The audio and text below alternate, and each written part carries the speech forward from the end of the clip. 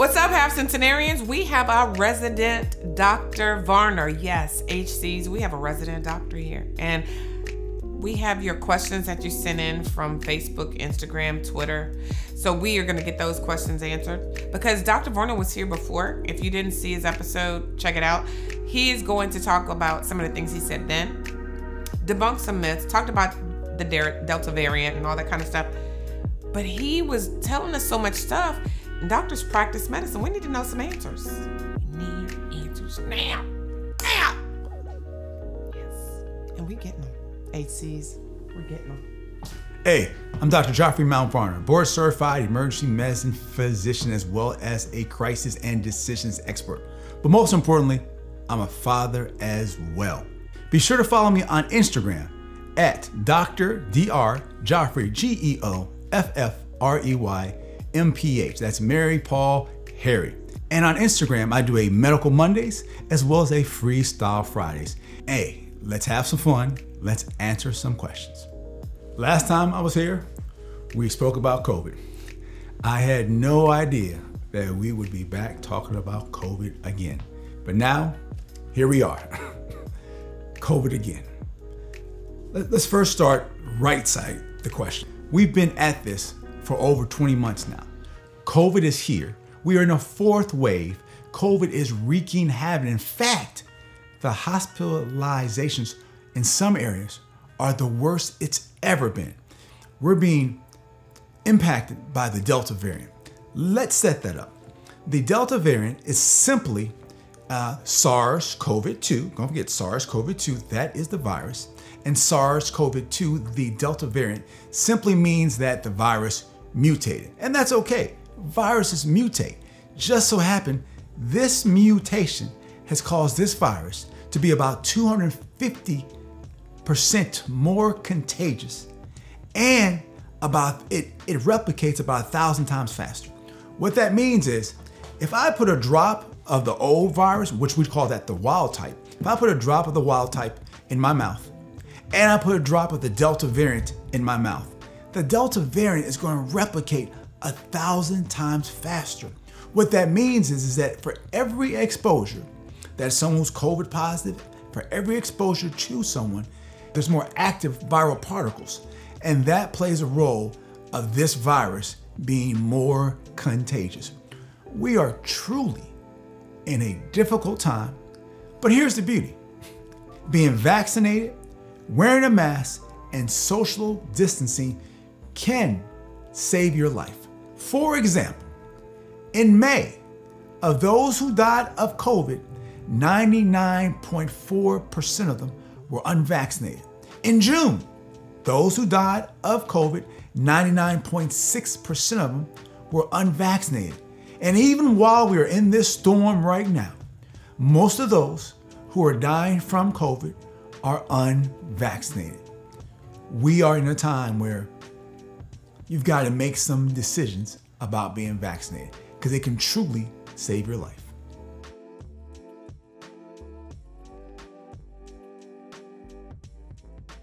That is a great question. We originally thought that as a result of the vaccination that people were not going to die of COVID. And while that is wrong, what we do know is that by being vaccinated, it protects you from dying from COVID 98% of the time. We missed it by 2%. But vaccinations, believe it or not, they were rolled out wrong. The main goal of a vaccination is to prevent you from being hospitalized or prevent you from getting really, really sick and to prevent death. And compared to any other vaccination in the past, these vaccines are working extremely well.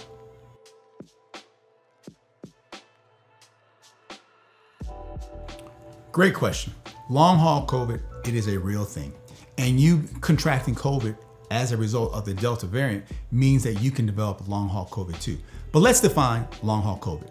Long haul COVID simply means that you contracted the virus, then you clear yourself of it, and you still have symptoms 6 to 8 weeks after. You still have symptoms 6 to 8 weeks after.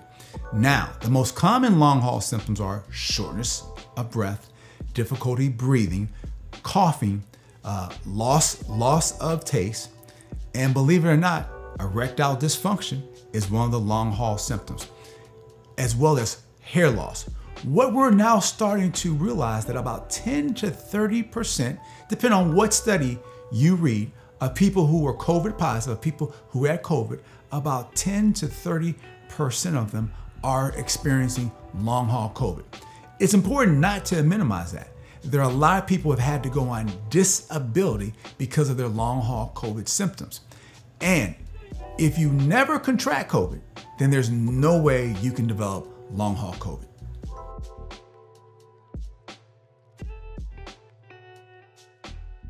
That's a great question. What is up with the booster shot? Let's walk it back just real quick. The booster shot, meaning the third shot if you receive the Pfizer or the Moderna vaccine, and the second shot if you receive the Johnson & Johnson.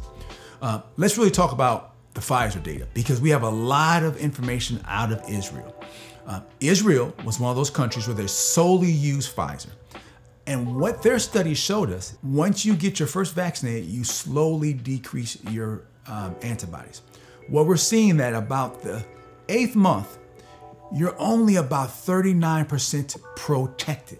Again, you start off in the 94th, 95th percentile, but by the 8th month, you're only about 39% protected. What the booster shot does, it kind of puts your immune system on Red Bull. You're able to activate new antibodies, and they're larger, they're greater, they're more robust. Hence, in this country, we are moving towards the third booster shot. But back to your question, a booster shot is needed because of the decreasing circulating antibodies, and the antibodies are those that fight COVID. So as those fighting COVID cells decrease, that means that gives COVID a greater chance. Hence, a booster shot is extremely important. That's an interesting question. We don't know, but if you want to back into it, if we know that from the moment you received your last shot, your last vaccination, and by the 8th month, you are down at 39% effective rate, chances are they're going to decrease. Will they go to zero? No, but nobody really knows how low it's going to go. Is it safe for students to go back to school? That's an interesting question. Let's just say it's dangerous for students to go back to school. It's more dangerous in some areas. Let me explain. One thing that you should figure out where you live is what's the positivity rate. That is simply those who test positive for COVID when tested. The other variables you want to think about are, is your school system, are they requiring teachers to be vaccinated? Are they requiring teachers to wear a mask? Are they requiring students to wear a mask? And this is an important one. If they go back to school, ask your administrators, what's the plan if a student shows up at school and has COVID-like symptoms, or their test comes back positive while they're at school? It's very important for schools to have a plan of action, meaning is there an area of the school where that student goes? And what's the process for getting that student home? What's the process for testing those students around them? What's the process in case everyone goes home? What is the hybrid process? So it's not an easy answer. It depends, but we know that there should be a plan in place.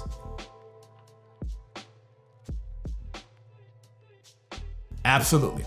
Let's define what asymptomatic is. Asymptomatic simply means you have active COVID, but you don't have any symptoms. Asymptomatic means you have active COVID, but you do not have any symptoms. And in this day and age, when we have the Delta variant versus the wild type is simply the original strain. The Delta variant, because it's more contagious, you being an asymptomatic carrier makes you more dangerous, because now you're spreading it to people and you don't even know. Yes, there's a such thing as being a vaccinated asymptomatic person and an unvaccinated asymptomatic person. But the vaccinated symptomatic person, while we don't want anyone to be an active COVID person, But the vaccinated asymptomatic person is probably less dangerous than the asymptomatic. Why? Because they have some antibodies, so they're not spreading the virus. They're not replicating the virus as much. Hence, it's harder for them to spread it.